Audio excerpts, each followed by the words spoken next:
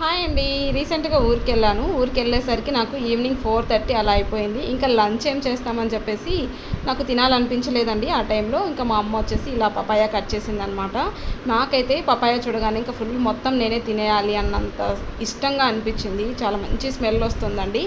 Sweetness అయితే చాలా బాగుందనమాట. సో, ప్యూర్‌గా చాలా ఫ్రెష్‌గా ఉందండి. పపాయ అయితే చాలా బాగుంది. ఇలా సీడ్స్ ఎక్కువగా ఉంటే అది చాలా స్వీట్‌గా ఉంటుందని నేను అనుకుంటున్నాను. ఎందుకంటే ఈ పపాయ అలాగే ఉందనమాట.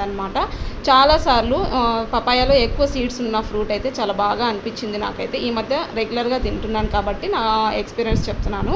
ఇలా ఎక్కువ సీడ్స్ ఉన్నదైతే చాలా బాగుంది. అలాగే ఇలా పొడుగ్గా ఉన్న పపాయ అయితే కూడా చాలా స్వీట్‌గా ఉంటుంది. మీ అందరికీ యూజ్ అవుతుందని ఈ టిప్ చెప్తున్నానండి. ఎప్పుడైనా మీరు పపాయ కొనుక్కోవాలి అనుకుంటే ఇలా పొడుగ్గా ఉండేది ట్రై చేయండి ఒక్కసారి. తర్వాత ఇలా మిడిల్‌లో 2 పార్ట్స్‌గా కట్ చేసిన తర్వాత అందులో ఉన్న సీడ్స్ అన్నీ రిమూవ్ చేసేసి చిన్న చిన్న పీసెస్‌గా కట్ చేసుకొని తింటుంటే ఆహా!